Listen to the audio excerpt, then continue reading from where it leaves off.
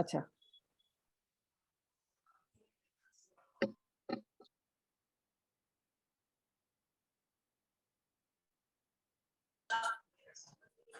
Okay. शान्ताकारं भुजगशयनं पद्मनाभं सुरेशं विश्वाधारं गगनसदृशं मेघवर्णं शुभांगं लक्ष्मीकान्तं कमलनयनं योगिभिर्ध्यानगम्यं वन्दे वन्दे विष्णु भवभयहरं सर्वलोकैकनाथम्।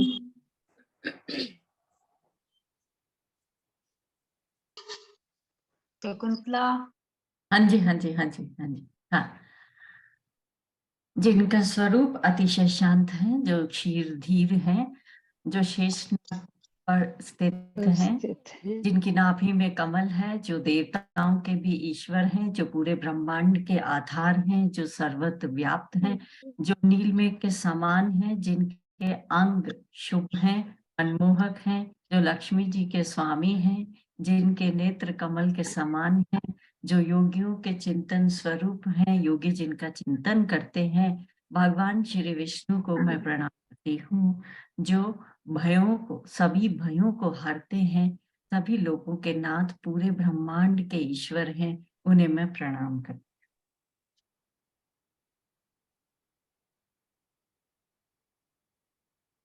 श्रीमद् भगवत गीता का जो हमारा स्वाध्याय का कार्यक्रम हम दोबारा शुरू करने जा रहे हैं। तो आज सबसे पहले हम देखते हैं कि भगवत गीता है क्या।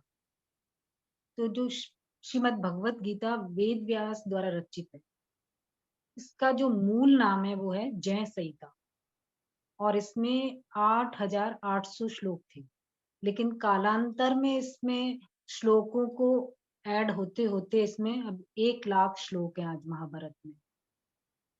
तो महाभारत को बांटा गया है पर्वों में।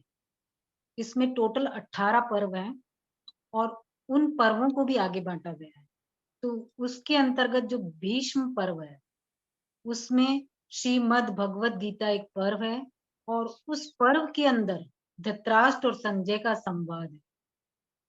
उस संवाद के अंदर कृष्ण और अर्जुन का संवाद है, जो कि गीता के रूप में हमारे सामने आया है। जब हम भगवत गीता की पुस्तक को हाथ में लेते हैं, तो सबसे पहले सामने लिखा हुआ आता है हमारे श्रीमद् भगवत गीता। तो सबसे पहले हमको जानना चाहिए कि इसका क्या अर्थ है, श्रीमद् भगवत गीता का। तो जो श्री है, श्री कहते हैं लक्ष्मी को, और मद कहते हैं जो एकदम शोभा संपन्न है, सबका मालिक है, उसको कहते हैं मद। तो भग क्या आता है? भग 6 भग हैं जो कि भगवान धारण करते हैं। उनमें है ऐश्वर्य, वैराग्य, धर्म, श्री, ज्ञान और यश। ये 6 भग हैं जो भगवान के हर समय पीछे रहते हैं। इससे भगवान को ये धारण करने पड़ते हैं। ये तो भग भगवान के पीछे रहते हैं, तो उनको तो कहते हैं भगवान। और जिन इन भगों के पीछे हम लोग रहते हैं, हमको कहते हैं जीव। हम सबको क्या चाहिए? ऐश्वर्य चाहिए, धर्म, यश भी चाहिए, लक्ष्मी भी चाहिए, ज्ञान भी चाहिए, फिर हम कहते हैं वैराग्य भी रहे हमारे अंदर। तो ये जो 6 भग जो धारण करता है, उसको कहते हैं भगवान। अब वद मतलब मुंह से निकली, तो ये श्रीमद् भगवत गीता जो है भगवान के मुख से निकली हुई है। फिर इसको गीता कहते हैं, क्यों? भगवान ने इसको गीत के रूप में गाया है। अब गीत के रूप में गाया है तो हम इसको गीत क्यों नहीं कहते? गीतम कहना चाहिए अगर ऐसे देखा जाए तो। लेकिन भगवत गीता को उपनिषद माना गया है, तो उपनिषद को व्याकरण में स्त्रीलिंग है उपनिषद, इसलिए इसको गीता बोलते हैं। तो उपनिषद क्यों कहा है? उपनिषद इसका मतलब होता है गुरु के पास बैठना। शिष्य जब गुरु के पास बैठता है ब्रह्म विद्या के लिए, तो उसको बोलते हैं उपनिषद। मतलब उसमें गुरु को क्वेश्चन करता है शिष्य, और गुरु उसके आधार पे आंसर देता है। ये ब्रह्म विद्या देने का एक तरीका है। तो ये अब यहाँ पे अर्जुन भगवान के साथ हैं, भगवान ज्ञान दे रहे हैं, अर्जुन प्रश्न कर रहे हैं, इसलिए इसको उपनिषद भी कहा है। तो श्रीमद् भगवत गीता का ये पूरा अर्थ है। अब भगवत गीता का ज्ञान 5154 वर्ष पूर्व दिया था भगवान ने। कहाँ पे दिया था? कुरुक्षेत्र में दिया था। कुरुक्षेत्र में एक कस्बा है ज्योतिसर, उसके अंदर एक वट वृक्ष है, उसके नीचे भगवान ने भगवत गीता का ज्ञान अर्जुन को दिया था। वो ऐसा माना जाता है उस दिन एकादशी थी, और ये सिर्फ 2 घड़ी का ज्ञान है, यानी कि सिर्फ 48 मिनट्स ज्ञान दिया था भगवान। तो ये बात हुई भगवत गीता की। अब हम देखते हैं कि हम कंफ्यूजन होता है बहुत से लोगों को भागवत से और भगवत गीता से। तो जब हम भगवत गीता का संधि विच्छेद करते हैं तो उसका मतलब उसके शब्दों को तोड़ते हैं तो आता है भगवत और गीता। जब ये दोनों जुड़ जाते हैं तो भगवत गीता हो जाती है।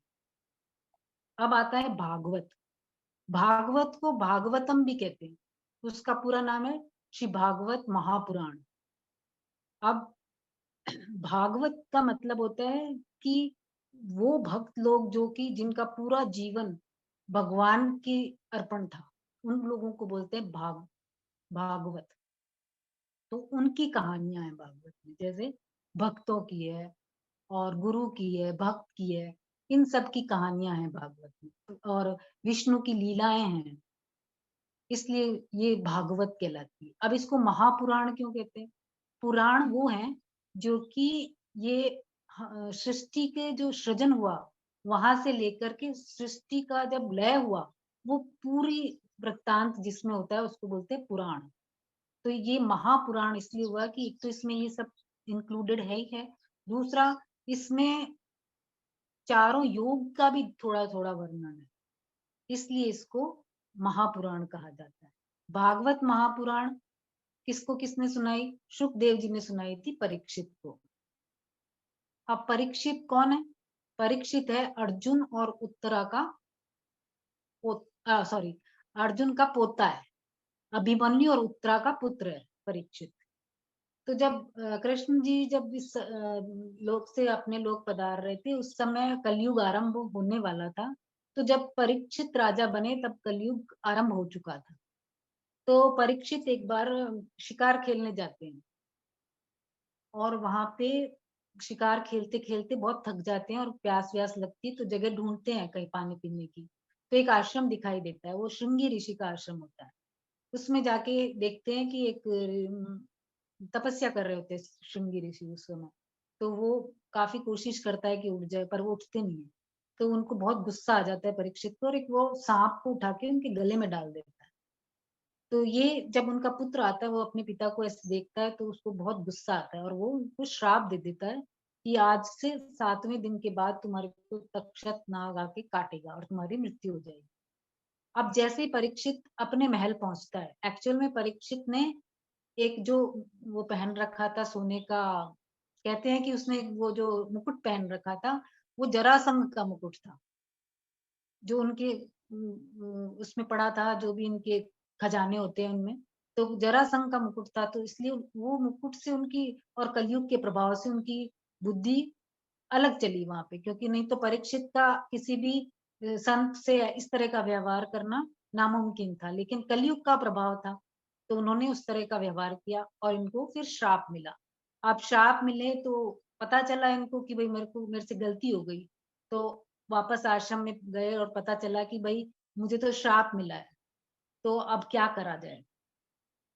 तो सब संतों को इकट्ठा किया करा। फिर वहां पे इतनी देर में आते हैं सुखदेव जी। सुखदेव जी पहुंचते हैं तो सब आदर से खड़े हो जाते हैं। तो फिर सुखदेव जी को मतलब एक ऊंचा स्थान पे बिठा के और फिर पूछा जाता है कि भाई क्या करा जाए। तो उन्होंने बताया कि आप भागवत सुनिए 7 दिन, इससे आपका कल्याण होगा, तो आपको मुक्ति मिलेगी। तो इसलिए वो 7 दिन की भागवत सुनते हैं।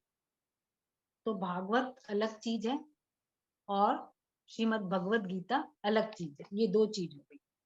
अब आता है कि हम भगवत गीता क्यों हमारे लिए जरूरी हो गई पढ़नी। या भगवत गीता का उत्पत्ति क्यों हुई, क्यों भगवान ने भगवत गीता का ज्ञान अर्जुन के माध्यम से सभी जीवों के लिए दिया। तो इसको हम इस तरह से समझते हैं कि जब जब सृष्टि शुरू हुई होने को थी, उससे पहले भगवान ने एक संकल्प किया कि मैं अनेक रूपों में हो जाऊं। अब इस बात को पकड़ो, भगवान ने का पहला संकल्प क्या था कि मैं अनेक रूपों में हो जाऊं। मतलब भगवान का संकल्प है मैं अनेक रूपों में जाऊं। तो इसका मतलब है कि जो संसार में जो भी वस्तु है, छोटी है चाहे बड़ी है, चींटी है चाहे ब्रह्मा जी है, सब भगवान। क्योंकि भगवान का पहला ही संकल्प ये है कि मैं अनेक रूपों में हो जाऊं। तो भगवान का जब ये संकल्प हुआ तो श्री जी के साथ भगवान ने प्रेम के आदान प्रदान के लिए एक खेल रचा। खेलों के कारण उन्होंने जीवों की उत्पत्ति की, पदार्थों की उत्पत्ति की, और खेल खेल में जीवों को पदार्थ पकड़ा दिए, खेलने की स्वतंत्रता दे दी, और जीवों ने क्या सोचा कि ये सब पदार्थ मेरे हैं। वो अब इन पदार्थों में ऐसा उलझा कि वो भूल गया कि वो कहाँ से आया है, कौन है, उसका घर क्या है, और वो भगवान से दूर होता हुआ चला गया, और ये वापस जन्मने और मरने के चक्कर में पड़ गया। अब जैसे अगर कोई, वैसे हमारा कोई बच्चा खो जाता है तो उसके लिए क्या किया जाता है, पुलिस में कंप्लेंट लिखाते हैं, लोगों को बोलते हैं, पैम्पलेट्स छपवा के डलवाते हैं, लोगों को लगा देते हैं कि आप ये काम में लगो, बच्चे को ढूंढो करो। इसी तरह हम बच्चे हैं भगवान के। भगवान ने बहुत सारे मार्ग खोल दिए। जो 3 मेन मार्ग भगवान ने खोले कि जीव कैसे वापस मेरी तरफ मुड़कर मेरे पास ही आ जाए, उसको बोलते हैं प्रस्थान त्रय।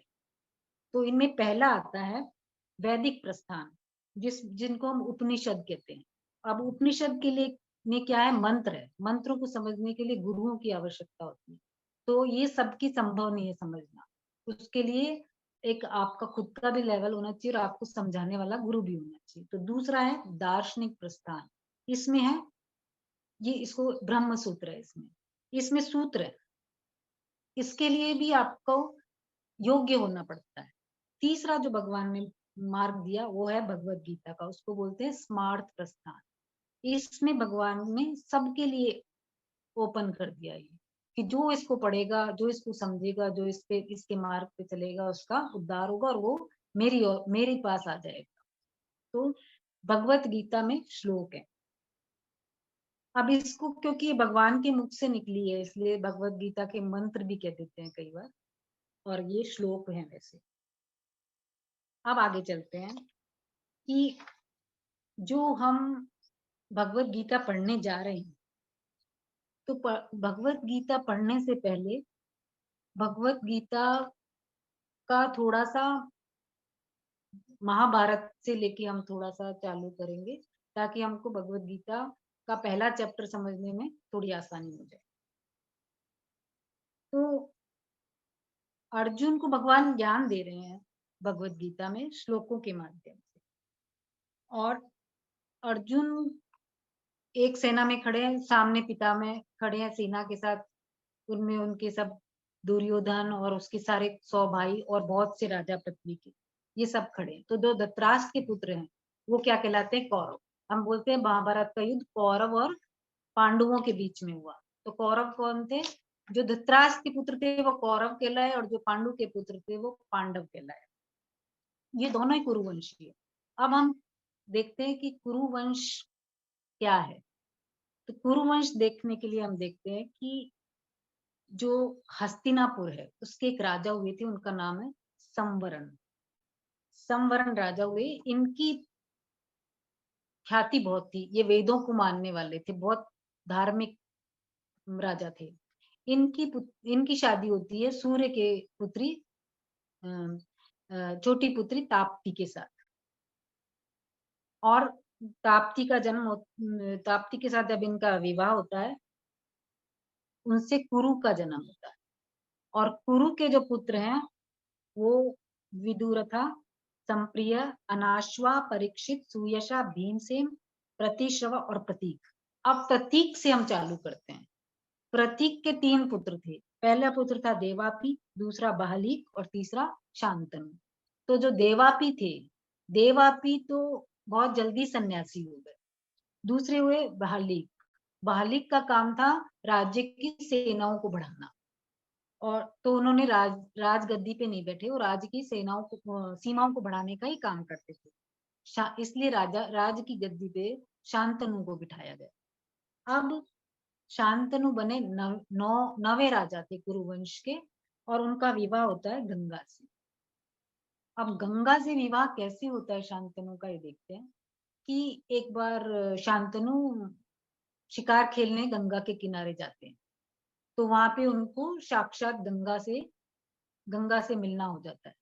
तो जब गंगा से मिलते हैं तो वो उनसे विवाह का प्रस्ताव रखते हैं, और गंगा उनसे विवाह का प्रस्ताव को मंजूर कर लेती है।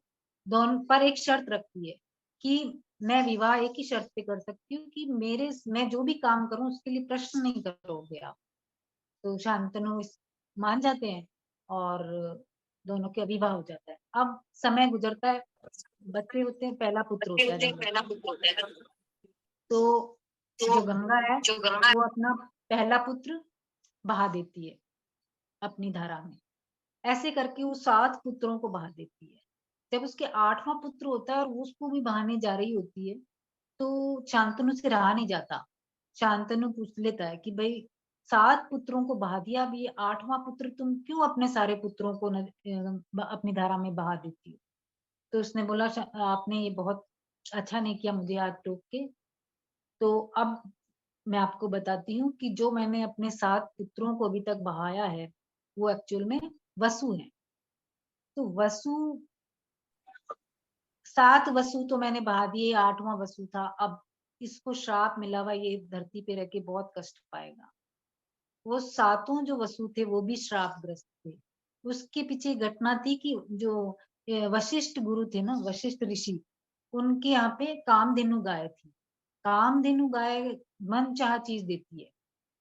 जब वसुओं ने देखा कि वशिष्ठ के पास तो इतनी बढ़िया गाय है जो कि हर इच्छा पूरी करती है, तो उनकी पत्नियों ने उनपे जोर दिया कि ये गाय तो हमारे पास होनी चाहिए, वशिष्ठ के आश्रम से आप लेके आओ। तो ये सारे वसु वशिष्ठ जी की अनुपस्थिति में चुरा के ले आते हैं गाय को।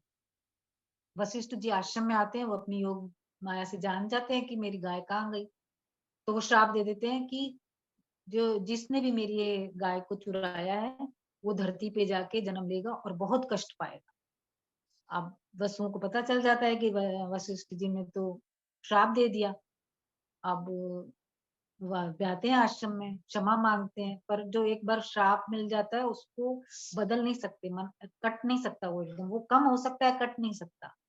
तो वो बोलते हैं कि भाई ये हो सकता है कि तुम्हारे को अगर कोई ऐसी माँ जन्म दे जो तुम्हारे होते ही तुम्हारे प्राण ले ले, तब तो तुम्हारे को कष्ट से मुक्ति मिल सकती है, नहीं तो जन्म तो लेना ही पड़ेगा।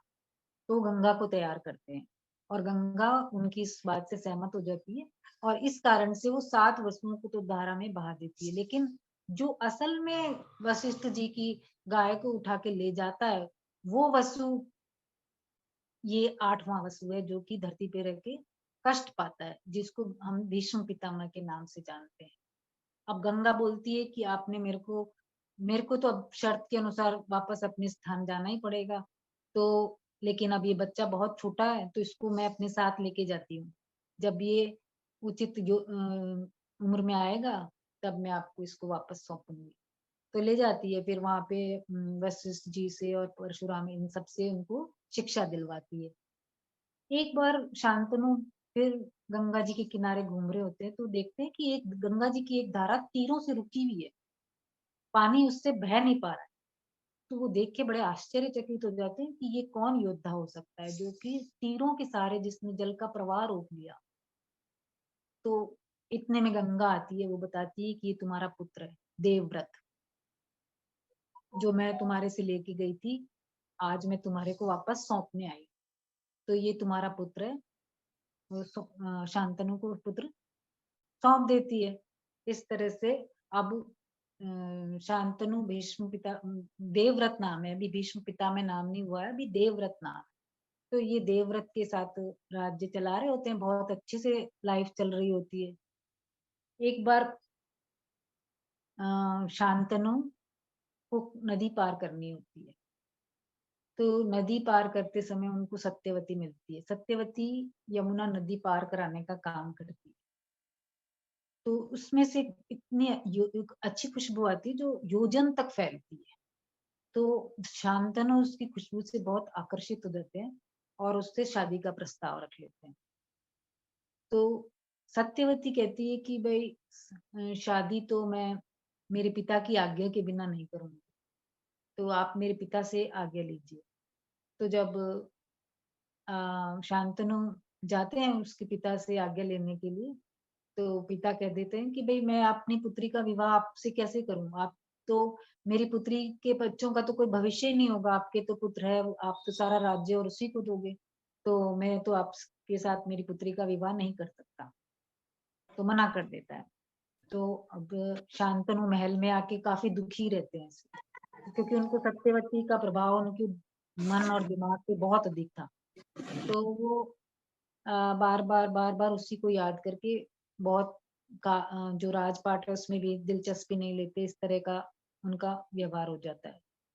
देवव्रत ये चीज देख रहा होता है, वो सोचता है मेरे पिता को क्या चीज परेशान कर रही है, बार बार पूछने पे बताते नहीं, क्योंकि वो देवव्रत से भी बहुत प्यार करते हैं, वो चाहते हैं कि देवव्रत राज्य संभाले। अब एक दिन वो देवव्रत पता कर लेता है कि मेरे पिता क्यों दुखी है, और वो सत्यवती के यहाँ पहुंच जाते हैं। सत्यवती के यहाँ पहुंचने पर उनके पिता से बात करते हैं, तो उनके पिता फिर यही बोलते हैं कि भाई मेरे पुत्री के बच्चों का कोई भविष्य नहीं है। तो वो वहां पे देवव्रत बोलते हैं कि जो भी आपकी पुत्री से जो भी बच्चे होंगे उन वो ही बच्चे राज्य करेंगे, मैं नहीं करूंगा, मैं आज प्रतिज्ञा लेता हूँ। तो उन्होंने कहा तो फिर तुम तो अभी बड़े हो, तुम शादी कर लोगे, तुम्हारे बच्चे हो जाएंगे, तो तुम्हारा तो उसमें तुम मांग तो करोगे ही अपने राज्य की। तो वो कहता है कि मैं कभी भी राजगद्दी पे नहीं बैठूंगा, ये मैं प्रतिज्ञा करता हूँ। तो इसलिए इतनी भीष्म प्रतिज्ञा करने के कारण इनका नाम भीष्म पड़ा था। अब सत्यवती से शांतनु की शादी हो जाती है, लेकिन सत्यवती का जन्म और सत्यवती का वेद व्यास का जन्म देना, एक घटना और घटती है उसके जीवन में। सत्यवती होती है वो, उसका जन्म बड़ा विचित्र है। सत्यवती का जन्म होता है कि एक बार एक धनवार राजा होते हैं, वो शिकार खेलने चले जाते हैं। तो शिकार खेलने जाते हैं तो उनकी जो पत्नी होती है, उनकी इच्छा होती है कि मैं गर्भवती हूँ। तो एक पक्षी के द्वारा राजा के पास मैसेज पहुंचवाती है कि भाई मुझे तो गर्भ धारण करना है। तो अब राजा उस पक्षी के साथ में ही अपना तेज उनको भेजते हैं। तो रास्ते में पक्षी की दूसरे पक्षी के साथ युद्ध हो जाता है, तो वो जो तेज होता है वो यमुना में गिर जाता है नीचे। अब उस यमुना में एक श्रापित जो नृत्य वगैरह करती है स्वर्ग में, वो मछली के रूप में रह रही होती है, उसको श्राप मिला हुआ होता है, अप्सरा। अब अप्सरा का श्राप मछली के रूप में रह रही है वहां पे, तो वो उस तेज को ग्रहण कर लेती है और वो गर्भवती हो जाती है। अब गर्भवती हो गई, बड़ी वाली मछली होती है, तो जब ये बड़ी हो जाती है गर्भवती होके, तो जब मछुआरे उसको पकड़ते हैं तो एक अद्भुत मछली देख के वो राजा के पास ले जाते हैं, और वहां पे इसको जब चीरा जाता है तो उसमें से 2 बच्चे निकलते हैं, एक पुत्र और एक पुत्री। अब पुत्री तो हो गई सत्यवती और उसका भाई। राजा पुत्र को तो रख लेता है, अब क्योंकि सत्यवती में बहुत ही मछली की गंध आती है, इसलिए इसको मत्स्य कन्या भी कहते हैं, मत्स्य गंधा भी कहते हैं। तो इसलिए राजा उसको स्वीकार नहीं करता और मछुआरों को ही दे देता है। तो ये मछुआरों के यहाँ ही पलती है, और नदी जब बड़ी होती है तो नदियां पार कराने का काम करती है, नाव चलाती है। जब ये बड़ी हो जाती है सत्यवती सत्यवती बड़ी हुई तो एक बार नाव चलाते चलाते पाराशर ऋषि आते हैं। पाराशर ऋषि उसकी नाव में बैठते हैं, तो उससे बोलते हैं कि मैं तुमको पुत्र दूंगा। तो बोलती है कि भाई मैं पुत्र, मैं आप तो इतने बड़े ऋषि, और कहा मैं मछुआरे की बेटी, हम मैं कैसे आपको अपना पुत्र, मैं आप मुझे कैसे पुत्र दे सकते हो। तो बोलते हैं कि नहीं, तुम एक बहुत बड़े युग की शुरुआत करोगी। तो वो बोली कि लेकिन मैं तो मत मत मेरे अंदर तो मछली की इतनी गंदी गंध आती रहती है, आप मेरे मैं क्या कर सकती हूँ आपके लिए, और फिर मैं आप पुत्र को जन्म दूंगी तो मैं तो कुमारी कुमारी तो नहीं रहूंगी। तो फिर पराशर ऋषि उनको आश्वासन देते हैं कि तुम पुत्र को पैदा करने के बाद भी जैसी हो वैसी रहोगी, तुम्हारे अंदर कोई अंतर नहीं आए। तो और जो तुम्हारी ये गंध है ये खुशबू में बदल जाएगी। तो उसके बाद में जो अभी गंध आ रही थी वो खुशबू में बदल जाती है और कई योजन तक फैलती है। सत्यवती में ये गंध आती थी। अब पराशर ऋषि की संतान अब उसके अंदर पल रही है। फिर जब उसका जन्म होता है, पराशर ऋषि का जो पुत्र होता है सत्यवती के द्वारा, वो वेद व्यास होते हैं। वेद व्यास जब पैदा होते हैं, पहले उनका नाम वेद व्यास नहीं, उनका नाम है कृष्ण द्वैपायन।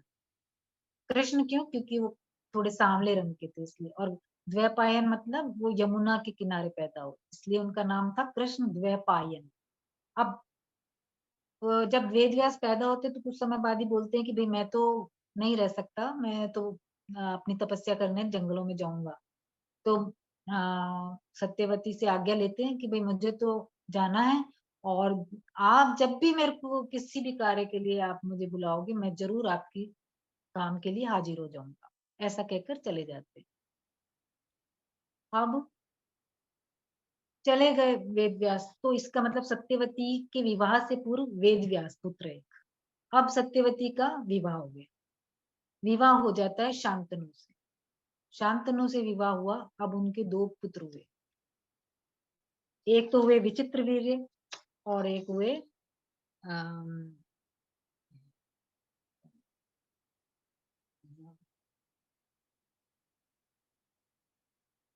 चित्रांगद। विचित्र वीर्य एंड चित्रांगद। तो जो विचित्र वीर्य है इसका विवाह होता है। चित्रांगद की मृत्यु जल्दी हो जाती है किसी बीमारी के कारण। तो काशीराज जो है, काशीराज मतलब काशी के राजा, कहते हैं काशी के राजा धन्वंतरी का अवतार थे, तो इसलिए उनको श्रेष्ठ पुरुष माना जाता था। तो जो तो वो अपनी तीन कन्या होती है उसकी, अम्बा, अंबिका और अम्बालिका, ये तीन कन्याएं होती है। तो ये इसके स्वयंवर की घोषणा करते हैं, लेकिन हस्तिनापुर को नहीं बुलावा भेजते, विवाह का प्रस्ताव मतलब वो नहीं भेजते स्वयंवर का। तो भीष्म पितामह इन तीनों को उठा के ले आते हैं, राजाओं से युद्ध करके और उनको हरा के, और इन तीनों को ले आते हैं विचित्र वीर्य से शादी करने के। अम्बा कहती है कि भाई मैं तो किसी राजकुमार से प्रेम करती हूँ, तो मैं ये विवाह नहीं कर सकती। तो उसकी इस बात का आदर करते हुए भीष्म पितामह उसको आज्ञा दे देते हैं कि तुम जाओ राजकुमार के पास और उससे शादी करो। और अंबिका और अंबालिका दोनों की शादी विचित्र वीर्य से हो जाती है। अब ये जो अम्बा है ये जाती है अपने राजकुमार के पास। तो राजकुमार कहते हैं कि भैया अब तो मैं तुमसे शादी नहीं कर सकता, तुम्हारा तो हरण हो चुका, अब मैं तुमसे शादी नहीं करूंगा। तो बहुत निराश होकर वापस आती है और भीष्म पितामह को बोलती है कि अब तुम मुझसे शादी करो। तो भीष्म पितामह तो बोलते हैं मैंने तो प्रतिज्ञा ले रखी, मैं तो आजीवन विवाह नहीं करूंगा। तो वो उनसे बहुत नाराज हो जाती है और जाती है, बहुत राजाओं को इकट्ठा करती है कि इसको युद्ध में हराना है, मारना है। लेकिन वो नहीं कर पाते क्योंकि भीष्म पितामह तो बहुत ही श्रेष्ठ होते हैं युद्ध में, तो नहीं कोई भी उनको हरा नहीं पाया। तो ये बहुत दुखी होके जंगल में जा रही होती है। तो वहां पे इनको मिल जाते हैं ये परशुराम जी। परशुराम जी को बताती है कि भाई ऐसे ऐसे मेरा भीष्म पितामह ने हरण किया और मुझे कहीं का नहीं रखा, मैं मेरे मेरे राजकुमार ने भी मुझे नहीं अपनाया। तो परशुराम जी गुरु हैं भीष्म पितामह के, इन्होंने इनको शस्त्र की शिक्षा दी होती है, तो वो उनको कहते हैं भीष्म पितामह को कि भाई आप इनसे विवाह करो, नहीं तो मुझसे युद्ध करो। तो वो कहते हैं कि ठीक है, मैं युद्ध मेरे को स्वीकार है, लेकिन मैं अपनी प्रतिज्ञा नहीं तोड़ सकता। तो युद्ध होता है दोनों में, और भीष्म पितामह और युद्ध में कौन हारे? दोनों बराबर की योद्धा, कोई हारता ही नहीं है। युद्ध चलता रहता है, 22-23 दिन हो गए युद्ध चल रहा है। तो अब गंगा, नारद मुनि और दूसरे दूसरे देवता लोग आके इनको युद्ध को विराम कराते हैं।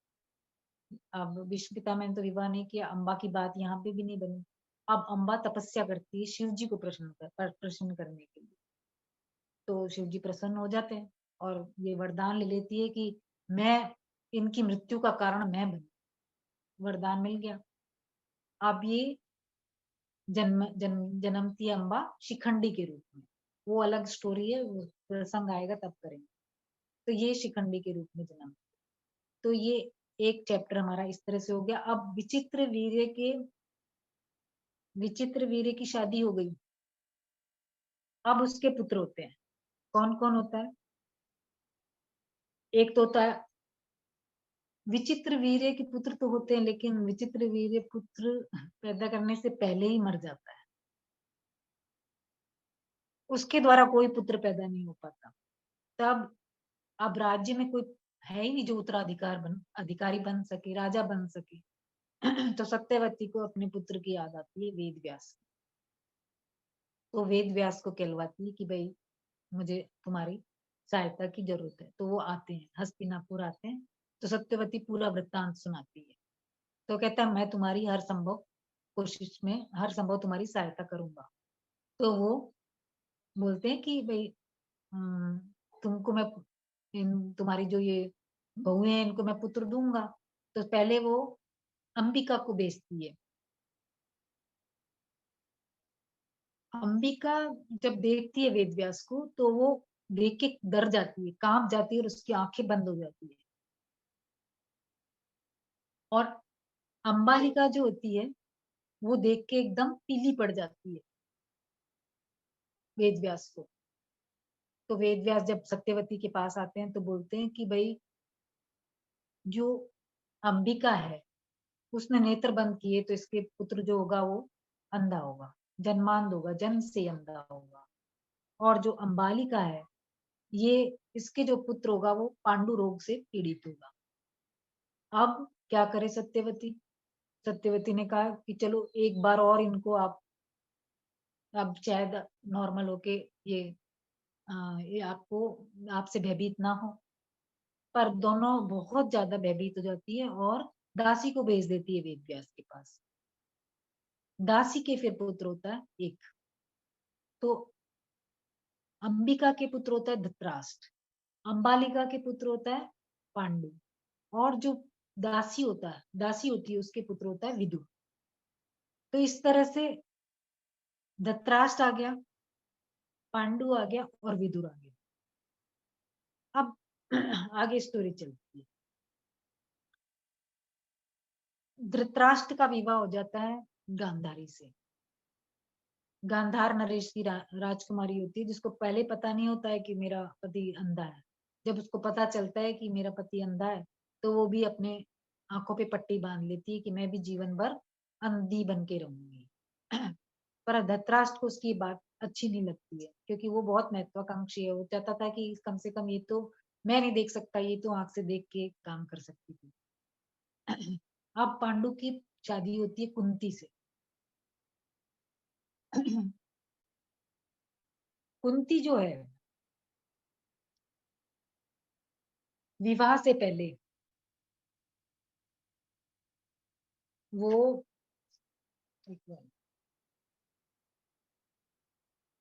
ये जो कृष्ण जी हैं इनके पितामह की बहन है, मतलब कृष्ण जी की बुआ